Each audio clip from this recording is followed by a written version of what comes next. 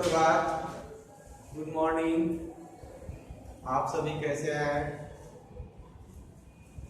आज हम वर्णिका पाठ 1 के 4 और 5 प्रश्न को देखेंगे। कल हम आप लोगों को पिछले वीडियो में हम बताए थे 2 और 3 प्रश्न को देखे थे, ठीक है। तो आज हम 4 और प्रश्न को देखेंगे।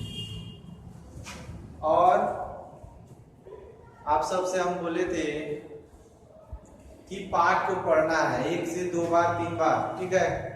तो आप पाठ को पढ़ेंगे और पाठ को जब पढ़ेंगे तो प्रश्न अपने आप माइंड में सेट होते रहेगा और आंसर में कोई दिक्कत नहीं होगा उत्तर बनाने में। चलिए, आज हम पहला प्रश्न है, इस कहानी का कथावाचक कौन है, उसका परिचय दीजिए। ये जो प्रश्न है इसका उत्तर 2 प्रकार से बनते हैं, ठीक है।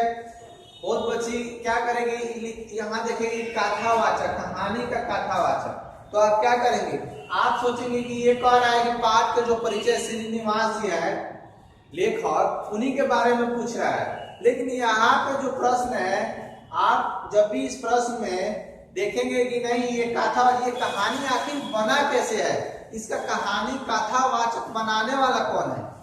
तो हम इस उत्तर की ओर चलते हैं। इस कहानी का कथावाचक नहीं है बल्कि कथावाचिका है, जो बेंगलुरु में रहती है। वह लेखक की मां है। आप सभी को पता होगा दही वाली मंगवा जो पाठ है, दही वाली मंगवा, तो ये पाठ में जब मंगवा दही बेचने जाती है तो लेखक की माँ की पास ही जाती है और लेखक की माँ से सारा अपना दिल की दुखड़ा सुनाती है, अपने बोझ को हल्का कर लेती है और उनके घर के उनके पतों बेटे की कहानी सुनाती है कि हमारे घर ये है। ऐसे आप लोग देखी भी होंगी, बहुत से लोग अपने घर के कहने लगते हैं, कुछ बेचने आए, बात में उनसे संपर्क जान पहचान हो गई और लगते हैं कहने। तो वैसा ही ये कहानी बना हुआ है दही वाला मंगवा, ठीक है। तो क्या हुआ, आपको बताए थे जो बेंगलुरु में रहती है और लेखक की माँ है। लेखक की माँ के द्वारा ही ताना बाना बुना गया है और मंगवा जब दही बेचने के लिए आती है तो लेखक के घर आती है और बढ़िया दही कुछ न कुछ बेच कर जाती है। आपको जब मंगवा बेचने जाती थी दही, तो क्या होता था, वो लेखक की माँ उसके घर जाती थी और लेखक की माँ से समाचार वो कहती थी, सुनाती थी और दही कुछ न कुछ देकर आ जाती थी। धीरे धीरे मंगवा और लेखक की माँ में घनिष्ठता बढ़ गया, प्यार बढ़ गया अंदर, और मंगवा अपनी हृदय की बात सुनाकर अपनी जी हल्का कर लेती है। इस कहानी को श्रीनिवास अपने शब्दों में व्यक्त करती है, ठीक है। इस कहानी को जो कहानी है, इस कहानी को श्रीनिवास जो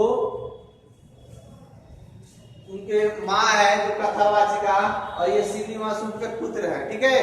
तो देखिए ये प्रश्न जो है आप पाठ में पढ़ेंगे, कई बार बोले हैं आप पढ़िए 2 बार 3 बार पुस्तक खरीद लीजिए।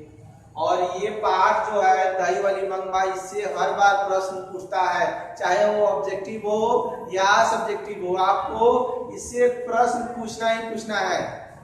इसीलिए आप इस पाठ को ध्यान पूर्वक पढ़िए। आपको बोलते हैं कि आप ये वीडियो देख लेने से 2 मिनट 4 मिनट आधा घंटा से नहीं होगा, आपको घर पे मेहनत करना होगा, समय निकालना होगा, 2 घंटा 4 घंटा उसको पढ़ना होगा, ठीक है। तो आप सभी पुस्तक को ध्यान से 5 नंबर जो प्रश्न है, मंगवा का चरित्र चित्रण कीजिए, ठीक है।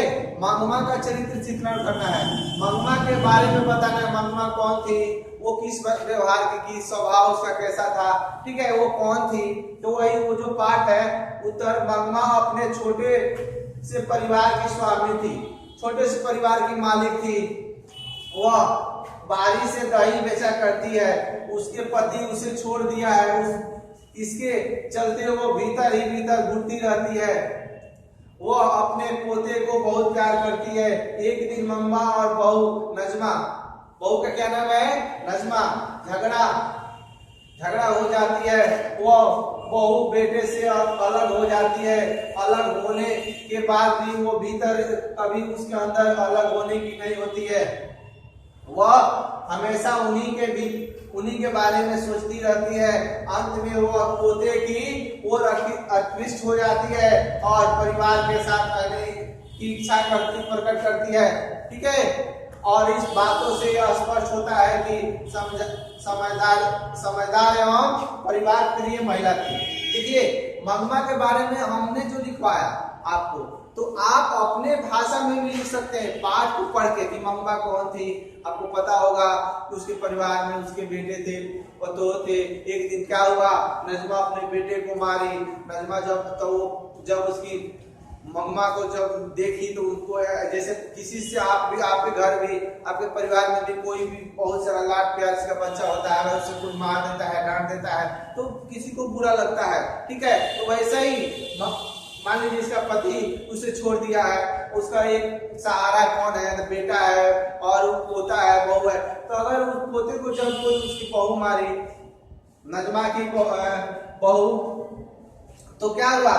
तो उस समय उसको गुस्सा आया। गुस्सा होने के बाद वो झगड़ा हो गया। झगड़ा होने के बाद बेटे और बहू दोनों अलग होने लगे, अलग रहने लगे, ये अलग रहने लगी। और क्या हुआ?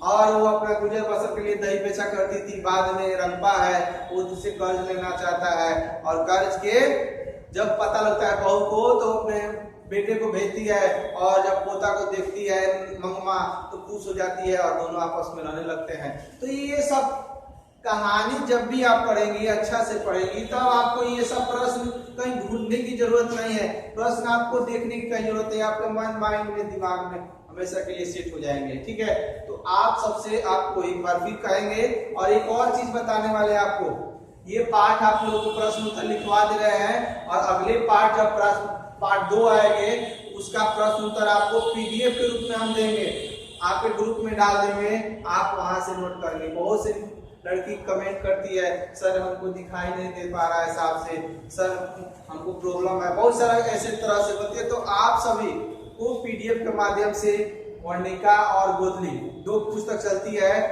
वर्ग 10 में, तो दोनों पुस्तक के प्रश्न उत्तर लंबा उत्तर है, इसीलिए वीडियो में नहीं हो पा रहा है, तो आपको पीडीएफ के रूप में देंगे। ठीक है, आप उसे डाउनलोड करके कभी भी अपने नोट्स में बना लीजिएगा। ठीक है, हम बहुत से इसका उत्तर शॉर्ट करके लिखे हुए हैं, और पीडीएफ में जब भी आपको मिलेगा तो लॉन्ग क्वेश्चन, लॉन्ग आंसर रहेगा, आप उसे पढ़ के आप आसानी से समझ पाएंगे।